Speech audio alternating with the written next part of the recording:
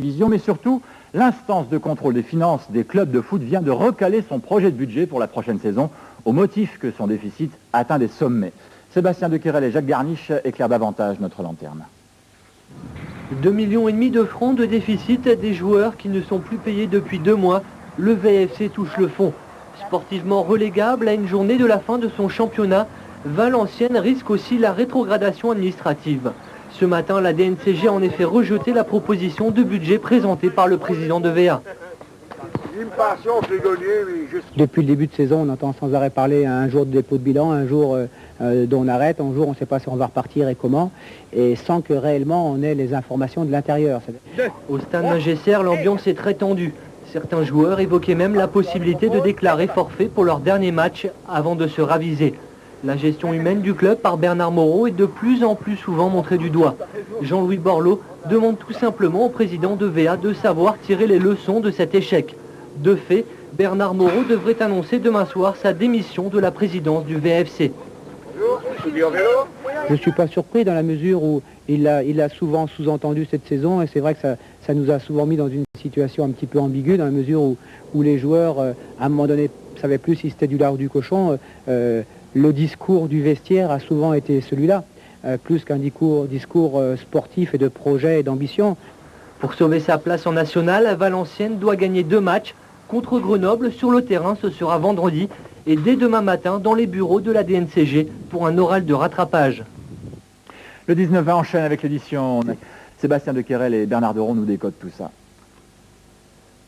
Après 2 jours de flottement, Valenciennes semble retrouver une certaine sérénité.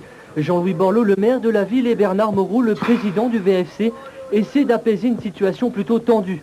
Mais si Bernard Moreau ne parle plus de démission, certaines phrases trahissent encore l'agacement. Depuis le mois de décembre, c'est évoqué, il en parle. Dans la vie, on fait ou on fait pas. Quand je lis dans la presse que il faut pas rêver, on remontera plus jamais en 2e division, c'est pas de nature à mobiliser. Beaucoup de choses ont été dites.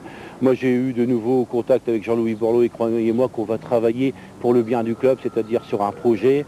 On va de nouveau... il faut apaiser un petit peu, surtout qu'on a un match très important ce vendredi. Et ce match contre Grenoble est même déterminant. VA est relégable et doit absolument gagner, mais quoi qu'il advienne, cette saison restera celle d'un immense gâchis. En juillet dernier, c'est de D2 que Valenciennes rêvait. J'ai voulu précipiter les choses cette année. Résultat, c'est quoi? On va peut-être descendre et il manque 1,5 million. Donc, si vous voulez, on va travailler sur de long terme et je pense qu'on y arrivera à condition d'être patient. La situation financière découle des résultats sportifs. Vous savez que si on avait été dans les 5 premiers, j'aurais eu la moyenne de spectateurs que nous avions eu en CFA, c'est-à-dire 3400 jusqu'à 5200 personnes. Mais cette année, le stade Magesser a souvent sonné creux. Résultat, il faut attendre la décision finale de la DNCG et la fin du match de vendredi pour savoir de quoi sera fait l'avenir de VA. D'ici là, tous prônent l'union sacrée. Joey Seton, toujours. Brest, le Racing, battu de peu, alors que c'est Valenciennes, Passy-sur-Eure, Thouars et le Red Star qui descendent en division inférieure. Giroud est avec nous ce matin, invité sur et sportif. Une saison qui s'est évidemment achevée dans la tristesse vendredi soir lors du dernier match face à Grenoble. Reportage Sébastien Dequerel et Frédéric Giltet. Après la sueur, les larmes, Valenciennes a tout fait pour sauver sa peau avant de succomber 2-0 face à Grenoble, leader de national. Favori pour l'accession en D2, VAFC rejoint les affres. On n'a pas l'impression que c'est... Déception évidemment, oui. Et dégoût, une saison complètement ratée comme ça. C'est incompréhensible. Une saison de tous les gâchis en forme de siège éjectable pour l'entraîneur Didier Olé-Nicole. Mon grand regret, c'est que on a vu aujourd'hui, même si on a perdu 2-0, qu'on avait une équipe, qu'on avait des joueurs, et il fallait simplement les savoir les utiliser à bon escient. Actuellement sous la menace d'une rétrogradation administrative, le club pourrait subir le coup de grâce la semaine prochaine. En revanche, Wascal enfonce lourd suit sa route. Hier soir à Guénin, le petit n'a pas pesé lourd face au gros. Valenciennes en bleu, qui joue en CFA, s'est imposé facilement sur la pelouse du pensionnaire de division d'honneur. 4 buts à 0 et la fin de l'aventure pour l'ancien club de Daniel Leclerc. Guénin échoue aux portes des 32e de finale, mais Valenciennes poursuit sa route. Voilà près de 10 ans que le stade Ningesser n'a pas vibré. Les derbys Lens-Valenciennes sont juste de beaux souvenirs enfouis, loin derrière l'affaire VAOM, la descente aux enfers jusqu'en 4e division. Le grand VA a été englouti par l'histoire. La magie de la Coupe de France le fait revivre. Que le meilleur gamme, allez bien.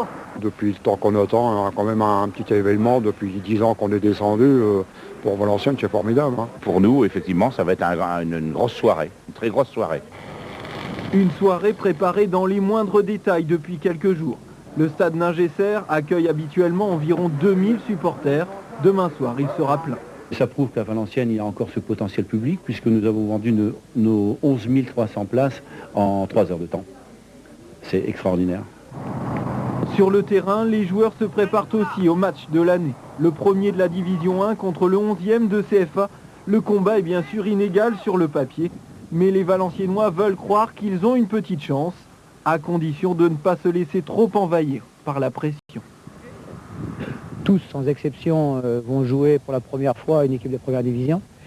Tous, pour la première fois, vont jouer devant la télévision. Tous, pour la première fois, vont jouer devant un stade plein. Donc tous ces paramètres-là, comment on va les digérer, les gérer, j'en sais rien. Un exploit ferait aussi du bien sur le plan médiatique, car depuis quelques années à Valenciennes, on parle plus de basket féminin et de l'USVO championne de France que de football. À l'honneur ce soir dans notre galerie de portraits des bénévoles qui font bouger la région au sein de ces milliers d'Afrique des Nations, la CAN avec les... C'est un peu gâché par l'état du terrain. Les lumières de Noël avaient pourtant choisi le stade Ningesser. Plus de 11 000 spectateurs dans les tribunes, parfum de la belle époque. L'invité d'honneur s'appelle le RC Lens et son capitaine qui n'avait pas filé cette pelouse depuis 1993. Ça fait trop long, je crois qu'il y avait de beaux derbys, Valenciennes et Lens, c'était chouette, c'était pas mal. Valenciennes et ses anciennes figures, Daniel Leclerc pour les années 60, Jacques Glassman pour les années 90, cette soirée avait un air nostalgique. Mis à part l'argent en ce moment qui vient toujours s'immiscer dans les histoires du football, mais je crois que le football c'est un jeu, c'est une grande fête et ce soir j'espère que ça va être une fête. Par une température glaciale sur une pelouse complètement gelée à la limite du praticable, Valenciennes se crée l'occasion la plus chaude en première mi-temps. Mais après ce numéro de la Chab et ce but de Traoré justement refusé pour hors-jeu, Lens se montre plus dangereux sans toutefois mettre le feu à la partie. En deuxième période, le joueur qui sortira le Racing du piège se nomme Mathieu Bucher. Le jeune remplaçant marque le seul but de la rencontre après avoir grimacé le leader de la D1, le Toussé. C'est une victoire qui est assez méritée, mais sur ce genre de match, en ayant laissé eux disputer sur un terrain aussi difficile, je pense que tout aurait pu arriver. Malgré une très bonne réaction des amateurs de Valenciennes en fin de match, VA quitte la Coupe de France 2001 et le reste. On a fait une bonne prestation. Je crois que c'est le premier but qu'on prend en 4-5 matchs. Et puis normalement c'est nous fait sortir de la Coupe de France et puis on sort la tête haute. On sort la tête haute. En basket, le BCM a pris provisoirement la tête... Patinoire où il était plus difficile de chercher ses appuis qu'à produire du beau football. Et dans pareil cas, c'est souvent la rigueur et le réalisme des joueurs de première division qui fait la différence. Pourtant, le but de la qualification lensoise est inscrit à la 73e minute par Bucher, qui évolue, lui, le plus souvent en CFA.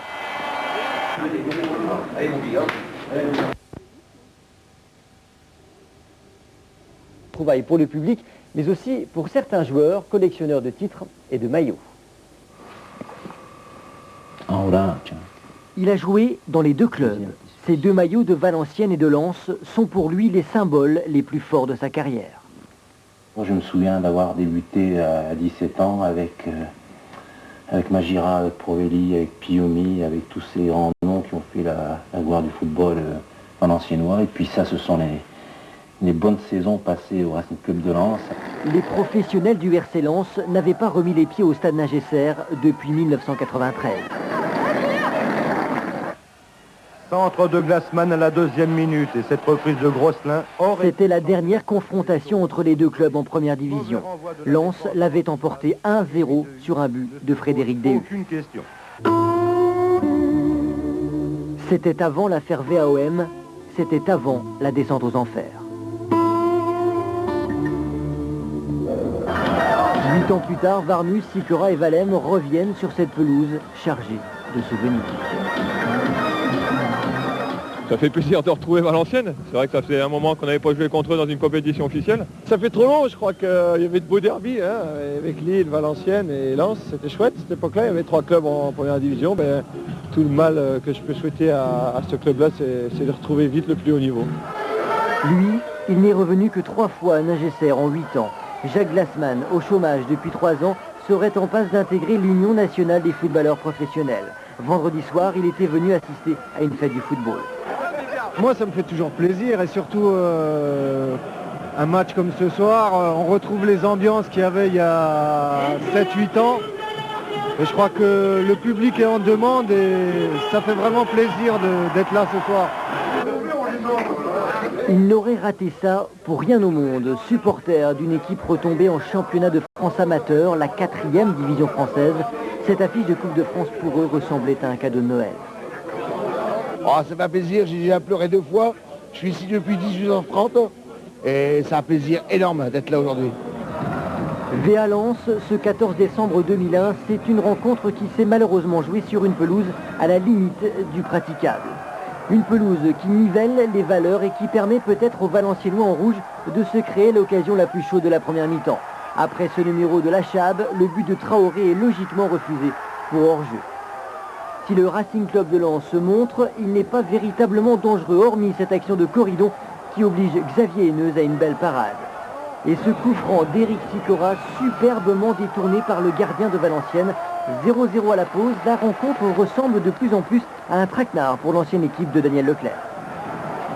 Je crois que les Valenciennois ont tout intérêt à conserver ce rythme, cette organisation. Ça reste jouable, je dirais, en deuxième période pour les Valenciennois et c'est ça le côté surprenant de cette première période.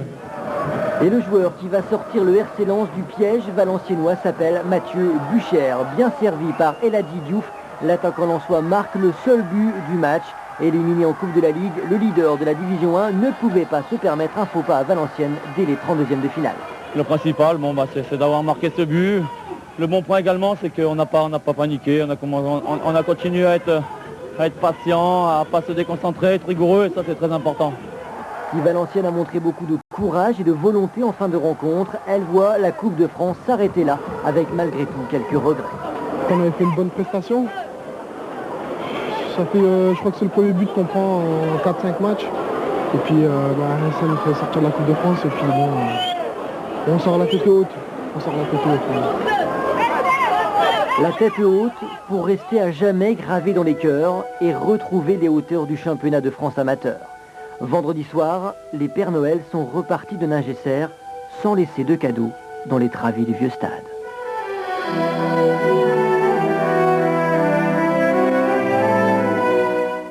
Et vous l'avez vu, comme pour beaucoup d'autres matchs ce week-end, la rencontre VA Lens est disputée sur une pelouse complètement gelée. Fallait-il disputer la rencontre? Réponse avec Gervais Martel au micro de Bernard Deron. En coupe, il n'y a qu'une seule chose qui compte, c'est de se qualifier. Bon, je pense qu'on a fait un match très sérieux, donc on a une victoire qui est assez méritée, mais sur ce genre de match, en ayant laissé eux disputer sur un terrain aussi difficile, bon, je pense que tout aurait pu arriver. Et moi, je regrette un peu quand même. Il y a 14-15 000 personnes. Je ne sais pas si le match aurait dû se jouer sur un terrain aussi dur. On revient avec 2 blessés. Valenciennes a eu certainement aussi 1 ou 2 joueurs qui ont été eux touchés. Bon, je pense qu'on aurait pu encore faire... En contrat à Valenciennes depuis 5 ans. Ossine Lachab, une valeur sûre, appréciée pour son calme et son expérience. Un avant-centre de choc aussi, classé meilleur buteur du championnat national. 16 buts marqués depuis le début de saison. Sur le plan personnel, c'est vrai que ça fait plaisir, parce que bon, c'est vrai que pour l'instant, meilleur buteur du national, c'est un honneur. Maintenant, c'est vrai que les résultats ne suivent pas. Bon, c'est un peu dommage, quoi. Mais bon, je pense que c'est vrai que sur le plan personnel, je serais vraiment ravi de terminer en tête du classement, quoi. Bon, maintenant, il faut voir la partie collective où on doit faire beaucoup mieux, quoi. Paradoxal et frustrant à la fois. Meilleur buteur, mais dans une équipe qui broie du noir. En bas de tableau, Valenciennes est rattrapé par les premiers relégables. Il n'y a plus d'autre choix maintenant que de jouer le maintien. Depuis la trêve, on sait que dans ce championnat difficile, on a montré assez de lacunes dans la première partie du championnat, dans l'entame du championnat. On s'était bien refait la cerise. Et là, actuellement, on est reparti dans une période difficile. même si au niveau du jeu c'est beaucoup mieux, c'est-à-dire qu'on fait des matchs à chaque fois cohérents, mais il manque l'efficacité. Ça, c'est une donnée malheureusement essentielle. Nouvelle illustration encore mercredi. Valenciennes reçoit Brest, 5e du championnat. Les vieux démons réapparaissent alors. Défaite 2-1, Valenciennes s'enlise un peu plus. Mauvaise mine pour Osim. Je pense qu'il faut relever la tête parce qu'on ne peut pas rester à cette position. Il reste au VAFC une dizaine de matchs pour se refaire avant la fin du championnat. Elle rimera cette année avec fin de contrat pour Osim Lachab. Il n'a encore aujourd'hui aucune garantie pour son avenir, ni à Valenciennes, ni ailleurs. Et hier soir, en déplacement à Clermont-Ferrand, Valenciennes a encore perdu 2-1 au classement VAFC et 15e. L'Océan Atlantique, le VAFC qui a gagné 2-0 vendredi soir, mais qui va devoir changer d'entraîneur. Didier Olé-Nicole a signé pour 2 ans à Nîmes. Mais à Valenciennes, l'événement, c'était aussi le retour médiatique de Jacques Glassman, l'ancien défenseur de l'USVA, qui a sorti mercredi un livre 10 ans après la tristement célèbre affaire OM-VA. Voyez ce reportage d'Aurélia Chopin et Bernard Deron. Dans cette librairie de Valenciennes, Foot et moi la paix est déjà un carton, 4 jours seulement après sa sortie. Je suis venu le livrer parce qu'il n'y en avait plus et j'arrive de Paris. Donc j'en ai ramené un gros carton pour qu'il tombe pas en rupture ce week-end en tout cas. Jacques Glassman que vous devez tous connaître. Il faut dire que toute la semaine, l'ancien défenseur valenciennois a assuré la promotion de son livre, de Mireille Dumas au journal de France 3, en commençant souvent par en expliquer le titre. Pour raconter 10 ans après l'affaire OMVA. C'est un titre approprié, il n'y a pas de sous-entendu derrière. Je suis vraiment en paix avec le football. Et si vous lisez mon livre, à la fin, il y a quand même une petite notion d'humour en disant... Un clin d'œil, effectivement. Ouais, un clin d'œil en disant « foutez-moi la paix avec cette affaire ». L'affaire OMVA en mai 93. Glassman est le joueur valenciennois qui refuse la corruption, la dénonce et en subit les conséquences. Il se retrouve au centre du procès le plus médiatique de l'histoire du foot. Sifflé sur tous les terrains de France, il est contraint de quitter Valenciennes 2 ans après. Il continue sa carrière à La Réunion jusqu'en 1998, avant de revenir à Valenciennes comme simple demandeur d'emploi. Depuis 1 an, il s'occupe de la reconversion des footballeurs du nord de la France. Il est retombé dans l'anonymat, mais personne ne l'a oublié.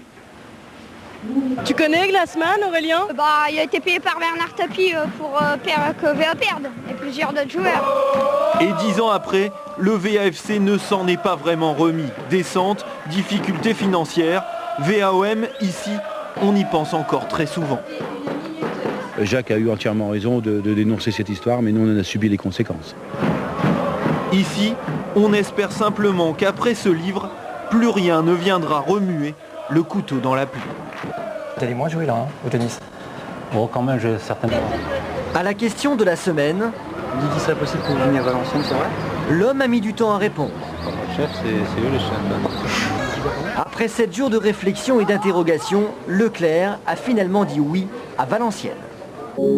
Leclerc, entraîneur le plus titré de l'histoire du football régional. Une Coupe de la Ligue en 99, un titre de champion de France en 98 avec Lens, embellissent sa carte de visite. En retrait des terrains depuis 2 ans, depuis son passage remarqué à la Louvière en Belgique, un club qu'il sauva de la relégation en Division 2. Ouais, mais les photos, on sait jamais. Le Druide était paradoxalement sans club. Un entraîneur sans terrain, délaissé cette